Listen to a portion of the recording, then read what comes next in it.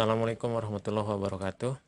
Sekarang kita akan mempelajari tentang fungsi komposisi ya. Kemarin kita sudah pelajari fungsi inverse. Sekarang adalah fungsi komposisi. Apa sih maksudnya fungsi komposisi? Nah, jadi kalau lambang dari fungsi komposisi itu begini, F bundaran G. Nah, ini maksudnya apa? Nah, misalnya ada himpunan dari A ke B, itu ada fungsi, yaitu didefinisikan fungsi G. Nah, fungsi G ini, misalnya ini masuk X ya, maka ke sini kan jadi GX, ya kan? Karena masuk fungsi G. Nah, ada himpunan lagi di sini yang kemudian ada fungsi dari himpunan ini ke sini. Nah, ini misalnya ada fungsi F. Nah, maka fungsi dari sini nih, Gx ini masuk ke dalam F ini, maka menjadi apa? F, Gx, ya kan? Karena X masuk ke fungsi G jadi Gx. Nah, Gx ini jadi domainnya lagi dari fungsi F. Nah, maka F, G dalam kurung X, gitu ya. Jadi kita masukkan lagi hasil dari fungsi G ini ke dalam fungsi F. Nah, F, G, X ini yaitu bisa ditulis begini, F bundaran G, X, gitu ya. Nah, inilah fungsi komposisi namanya ya. Jadi dua kali kita mengerjakan satu fungsi. Nah, maka ini kalau ini adalah domain G dan ini berarti range dari fungsi G. Maka range fungsi G ini sama dengan domain dari fungsi F. Jadi range-nya fungsi G ini adalah domainnya fungsi F.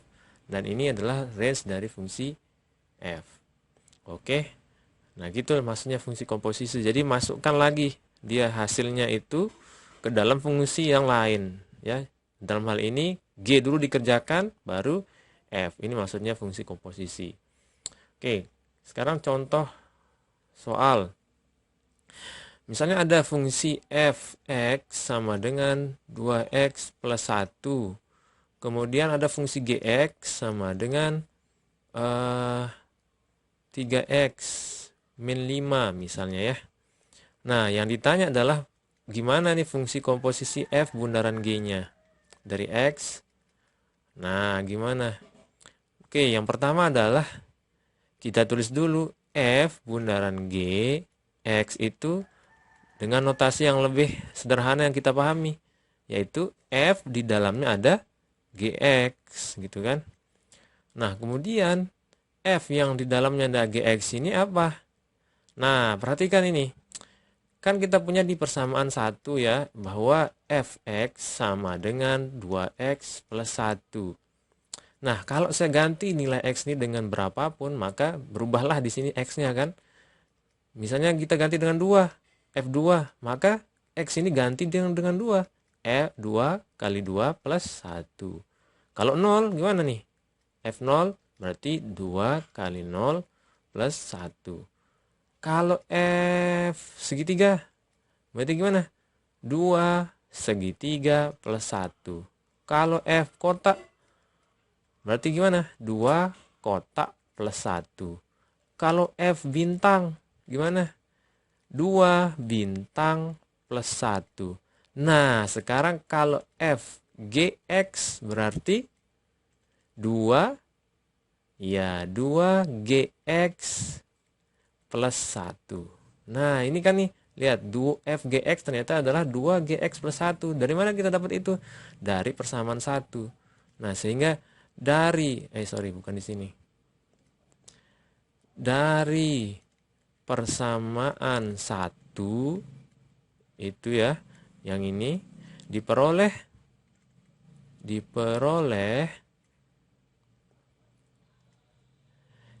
FGX sama dengan ini kan 2GX plus 1. Dari mana tahu deh? Karena ini kan kita ganti X dengan GX, berarti 2GX plus 1.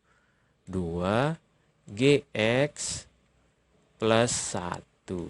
Nah, sama dengan masukkan GX-nya sekarang. Dari persamaan 2, kan GX-nya diketahui 3X min 5. Maka kita masukkan nih 3X min 5. 2 kali GX-nya berapa?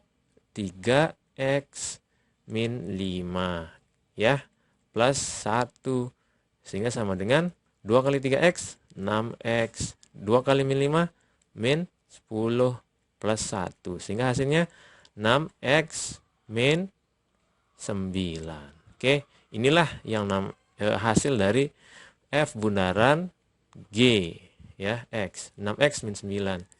Nah, sama enggak hasilnya kalau G bundaran F?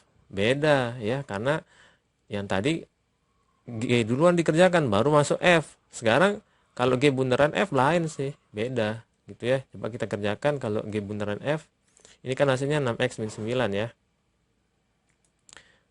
Nah, kalau G bundaran X itu gimana?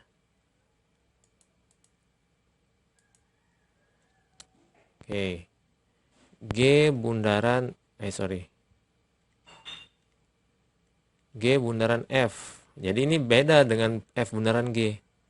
Ya, kalau G bundaran F. Nah, tadi berapa ya? 2x plus 1, 3x min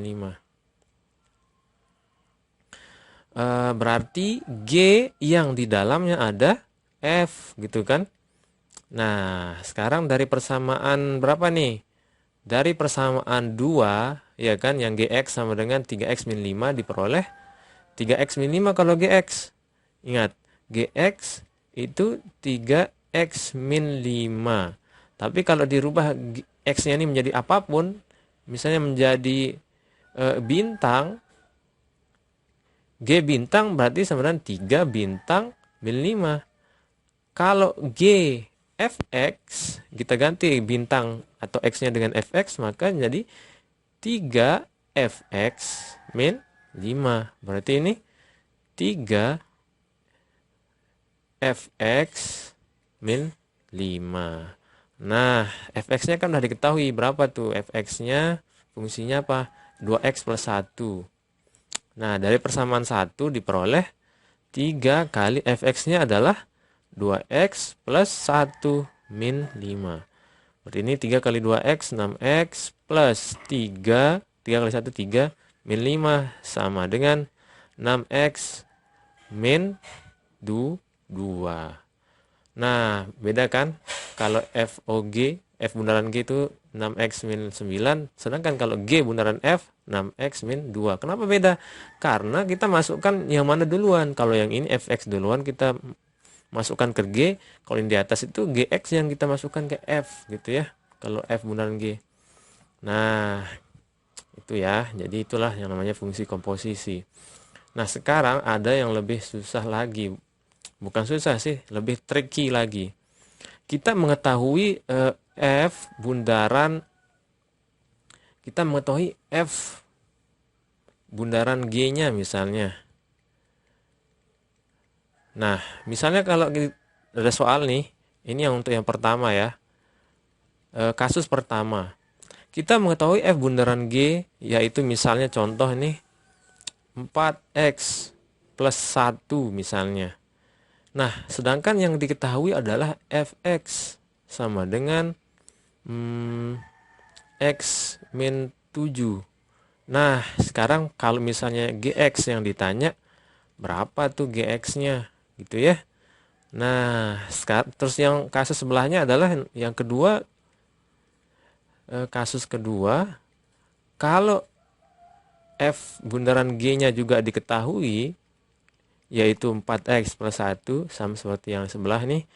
Nah, yang ini ditahu Gx-nya. Yang ditanya adalah Fx-nya. Nah, Gx ini nanti kita cari dulu di sini ya, biar sama. Oke, sekarang untuk kasus pertama, Fx-nya x min 7. Tapi F bundaran G-nya adalah 4x plus 1. Maka gimana cara nyari Gx-nya? Nah, caranya adalah kita tulis dulu nih, F bundaran G, X sama dengan berapa? 4x plus 1 kan, diketahui nih dari sini ya. Nah, sekarang F bundaran Gx ini kan bisa ditulis gimana? F di dalam kurung Gx, ya kan? Kita rubah notasi menjadi notasi yang lebih gampang kita pahami kan. F yang di dalamnya ada Gx sama dengan 4x plus 1. Nah, sekarang Fgx itu berapa? Nah, kan sudah tadi dari persamaan 1 kita peroleh apa? Fx sama dengan x min 7. F kotak sama dengan kotak min 7. F segitiga sama dengan segitiga min 7. F bintang sama dengan bintang min 7. Maka kalau diganti x-nya ini dengan suatu, kita ganti dia dengan gx. Berarti f gx sama dengan gx min 7. Berarti ini gx min 7. Dari mana dapat gx min 7? Dari persamaan 1 ya. Karena mengganti x dengan gx. Ya. Jadi f gx ini sama dengan gx min 7 dari sini. Persamaan 1. Ini sama dengan 4x plus 1. Ya udah, ini turun aja biasa kan. Nah, sekarang ini berarti gx sama dengan, tinggal min 7 pindah ke sana. 4x min 7 jadi plus 7. Jadi plus 8. Nah, inilah gx-nya. Jadi gitulah caranya untuk mencari gx-nya jika diketahui fx dan f benaran g-nya. Nah, sekarang ini kan gx-nya adalah 4x plus 8 ya, biar sama dengan yang ini. Kebalikannya sekarang nih, yang kita cari adalah fx-nya. Ya, pura-pura kita tidak tahu fx-nya hasilnya sekian. Nah, sekarang kita buktikan sama enggak hasilnya sama ini. Nah, gimana caranya? Ini lebih tricky lagi dari yang kasus pertama ya. Oke, ya pertama-tama tentunya kita tulis dulu nih f bundaran gx sama dengan 4x plus 1. Nah, sekarang ya seperti biasa ganti dulu dengan notasi yang lebih kita pahami. F bundaran gx itu kan f yang di dalamnya ada fungsi gx. Nah, sama dengan 4x plus 1. Oke, sekarang f gx. Nah, kita nggak tahu f-nya kan? Yang ditahu apa? gx-nya. Oke, masukin aja dah ini semua nih. Kan gx sama dengan 4x plus 8. Ya kan? Berarti gx ini ganti dengan 4x plus 8 gitu ya. Berarti f yang di dalamnya ada 4x plus 8 sama dengan 4x plus 1. Ini turun aja biasa. Nah, sekarang yang kita punya adalah f 4x plus 8 sama dengan 4x plus 1. Sedangkan yang kita cari itu fx, bukan f 4x plus 8. Nah, biar jadi fx itu gimana? Oke, caranya gini. Jadi, 4x plus 8 ini kita anggap dia sebagai kotak misalnya ya. Jadi, kotak sama dengan 4x plus 8. Nah, jadi karena kotak sama dengan 4x plus 8, maka f 4x plus 8 ini kita bisa tulis jadi f kotak gitu kan. Karena apa? F kotak adalah 4x plus 8, maka ganti ini 4x plus 8 dengan kotak. Nah, sekarang f kotak sama dengan apa? Nah, yang di sini kan ada x, sedangkan yang kita mau hanya kotak aja, enggak usah pakai x ini. Nah, gimana caranya biar x ini berubah jadi kotak? Karena kita tidak mau f kotak sama dengan sekian x, yang kita mau adalah f kotak sama dengan sekian kotak gitu kan. Pokoknya ini di sini kotak, di sini harus kotak-kotak aja, tidak boleh ada x.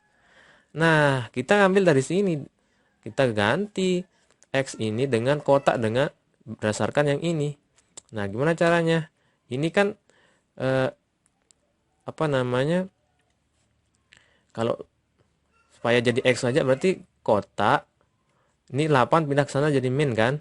Min 8 per berapa? Per 4. Ya kan? X. Jadi 8 pindah ke sana jadi min. Terus 4 ini pindah ke bawah jadi bagi. Nah, jadi X itu sendiri adalah kotak min 8 per 4. Dari mana? Dari sini. Ya. Jadi dimanipulasi yang ini hasilnya ini kan. Kalau mau cari X-nya. Nah, sekarang. Nah, dari sini nih kita masukkan ke sini. Jadi 4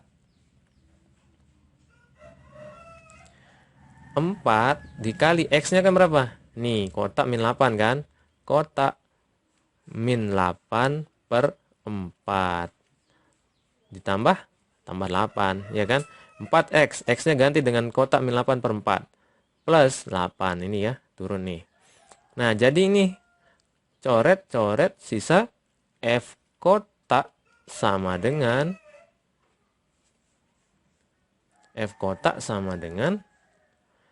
ini kan coret, berarti tinggal kotak min 8 plus 8 gitu ya. Kok lain sih hasilnya nanti ini. 4x plus 1. Entar dulu, 4x plus 8. Oh, ini kok 8 sih yang ini. Sorry. Ini 4x plus 1 ya, bukan plus 8. Ngarang. Nah, ini 4x plus 1, berarti ini plus 1 gitu kan. Ya kan? Ini kan nih, 4x plus 8 sama dengan 4x plus 1. Yang ini nih, dari sini. Nah, sedangkan yang x ini kita ganti dengan kotak min 8 per 4. Ya kan? Dari mana? Dari sini. Karena misalkan kotak sama dengan 4x plus 8. Nah, berarti karena ini coret tinggal kotak min 8 plus 1. Nah, ini berarti F kotak sama dengan kotak min 8 tambah 1 berapa? Min 7. Nah, sudah kita dapat nih F kotak sama dengan kotak min 7. Nah, ibaratnya kotak ini kontainer, maka kita bisa isi dengan berapapun kita mau. Yang kita cari kan X, ya kan? Fx. Berarti kita ganti aja kotak. Kita isi kotak ini dengan X. Berarti Fx sama dengan X min 7. Nah, benar kan hasilnya? Jadi, kalau yang ditanya adalah Fx, caranya adalah begini. Ya, kita misalkan dia dengan kotak, kemudian kotak itu dimanipulasi sehingga hasilnya F kotak sama dengan sekian kotak, maka gantilah kotak dengan X gitu ya. Nah, inilah cara untuk yang kasus yang jenis kedua gitu ya. Kalau yang pertama gampang kayak yang biasa tadi, tinggal ini bagaimana buat GX ini sendiri aja, nggak ada embel-embelnya di sini ya, sehingga menjadi seperti ini. Oke, itulah fungsi komposisi yang lumayan memusingkan bagi yang kurang konsentrasi. Oke, itu saja. Wassalamualaikum warahmatullahi wabarakatuh.